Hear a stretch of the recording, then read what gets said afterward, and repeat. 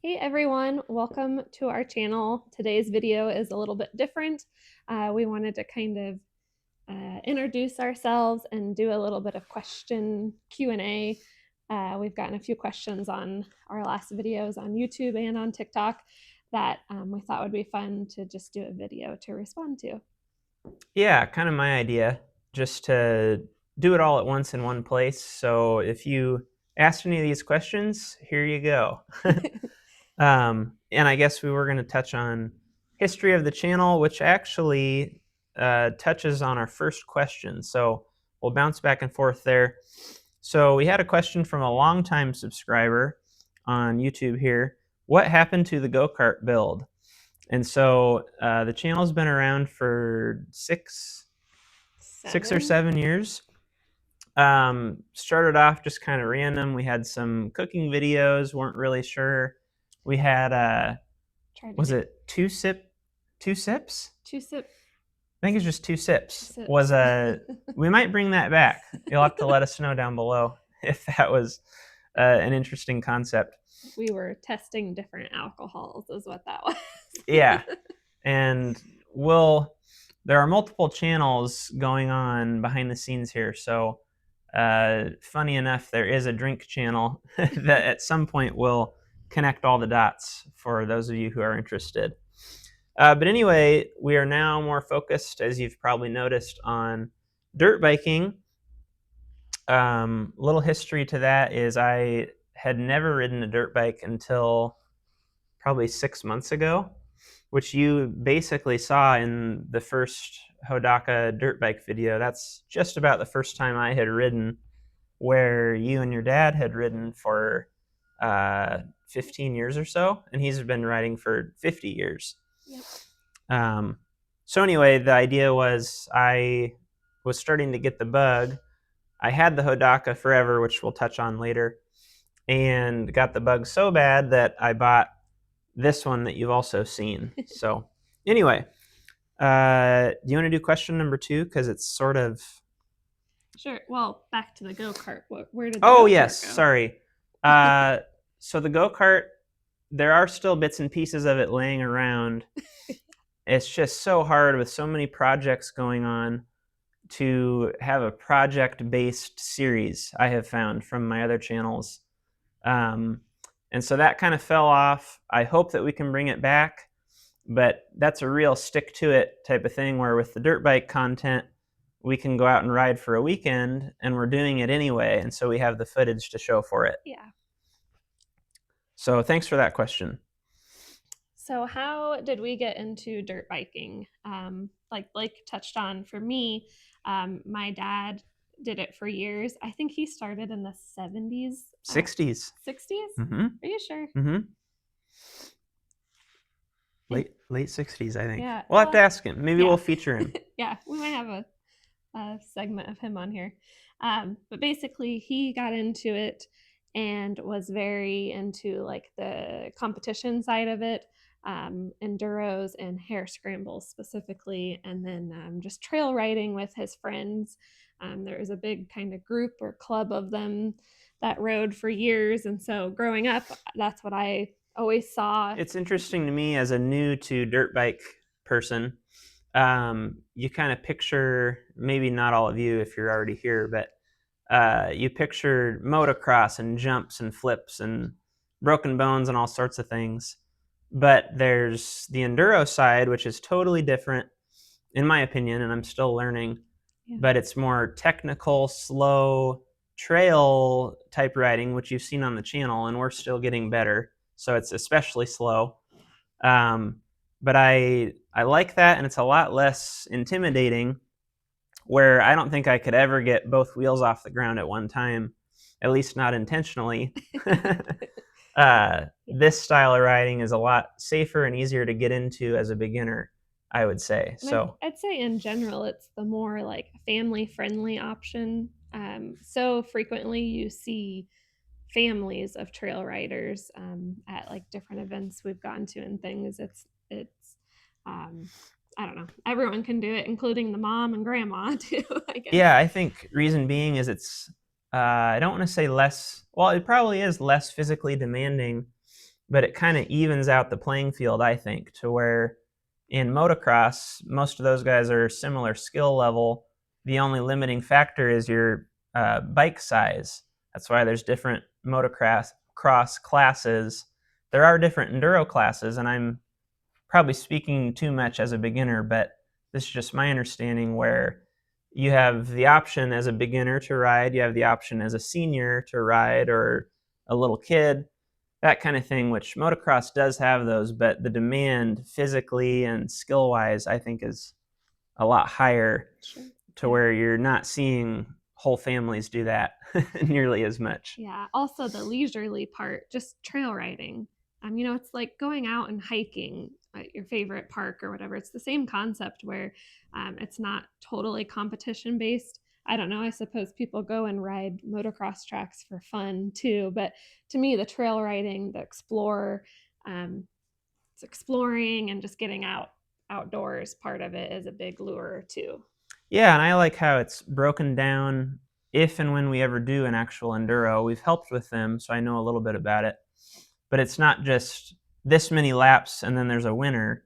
It's broken down into sections of that course. And so you are racing, but I think then you slow down and you take a break and kind of collect your thoughts. And the race in general is a lot slower just because of the terrain. There's not this wide open throttle, ramps, jumps, things. So, anyway, second part of that question is how did I get into it? Well, Or maybe they didn't ask, they just asked us. I didn't skip my main part. Oh, go ahead. So, like I said, my dad did it for years, so I saw that growing up. And then on my 11th birthday, I actually was given the option between a horse or a dirt bike. My dad, of course, wanted me to get a dirt bike, and my mom wanted me to get a horse. And I literally had the option, and I chose dirt bike. So, kind of the rest there is history. But that's when I got my first and only dirt bike. It's still the dirt bike I ride today, which I've talked about in past videos, but that's how I got into it. Yeah. And I sort of mentioned my interest was through them. Otherwise, I got the Hodaka, and that's coming up here. Well, sort of in the next question. I'll go ahead and touch on that and bounce back. So I've got the shop here, which we do for a living. And I think it was go-kart repair or something, maybe even sales that I was doing. It's probably been 6 or 7 years ago, to where that customer had this old 1970 Hodaka Ace 100, this one, and he traded that towards his labor, I think is what the deal was. Not running, missing parts, that sort of thing. So I thought, well, that's pretty cool. I like older stuff. I've got all sorts of old anything, but Yeah, vehicles all of included. them. Uh, and so I stuffed it in the shed and didn't do anything. I think I had like looked at it for 20 minutes in the last 7 years. Anyway, finally, as the bug grew in the last 6 months, on a Sunday, I thought, well, I'll just go mess with that. I kind of get this itch to get a bunch of things done before winter when it's harder to get fun things done. So I pulled it out, pulled it in here from the shed, and I think I had maybe 2 hours in it. Take the gas tank off, clean it out, clean the carburetor. Didn't even replace the spark plug. I did have to resolder a magneto wire to produce spark. It didn't have any. And that was it. It started and ran. I drove it home that Sunday, a couple miles. And it's been basically fine ever since. I've been chipping away at little things. But had I known 7 years ago that the bike actually ran, I probably would have pulled it out sooner, but it's all kind of worked out pretty well. So yes, I think Hodakas are rare. That was the question, is how do I have it, and isn't it super rare?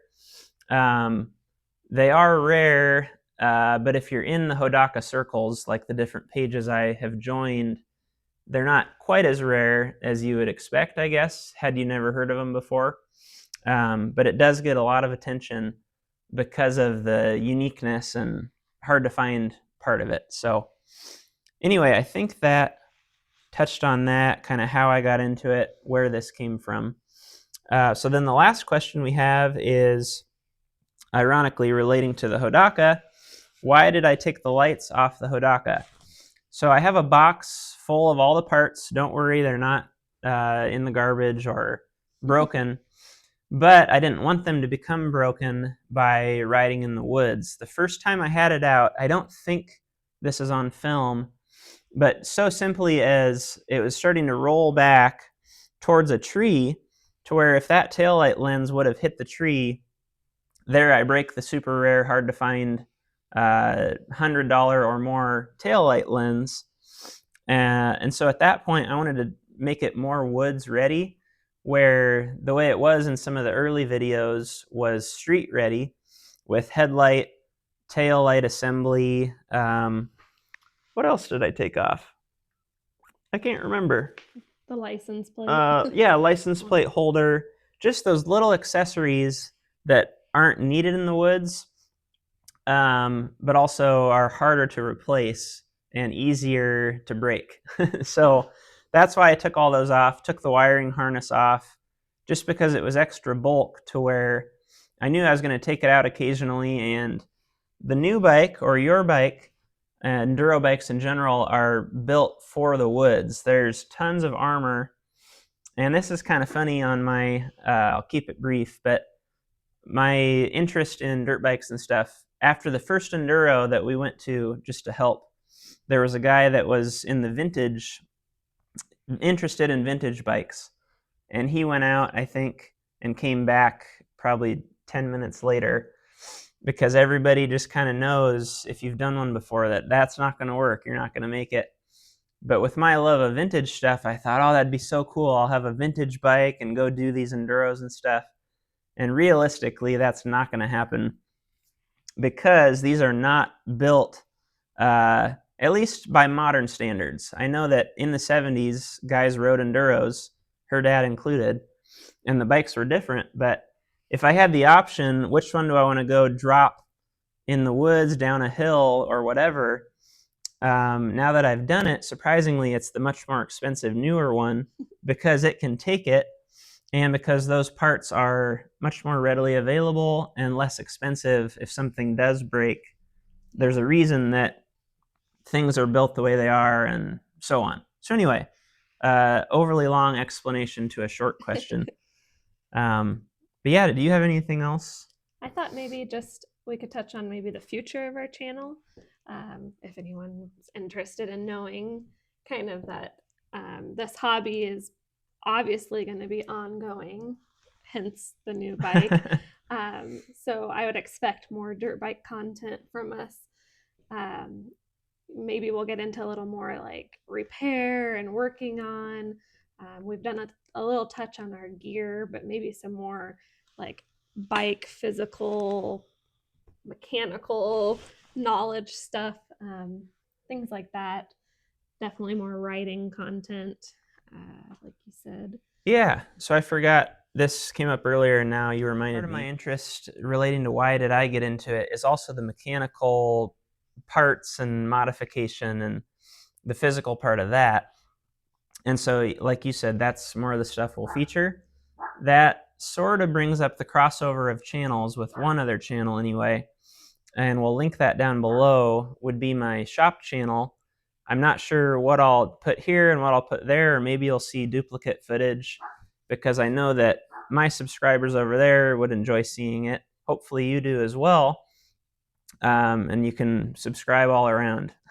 So anyway, yeah, that's probably what we'll be doing off season here, and encourage you to stay tuned for that and for new stuff coming up in the spring. Yeah. Hey, we might even get the bikes out on a nice day. Hopefully. Maybe on Christmas. Who knows? Yeah, hopefully.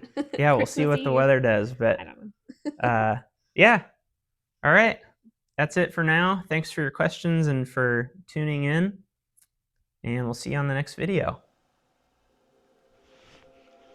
Bye.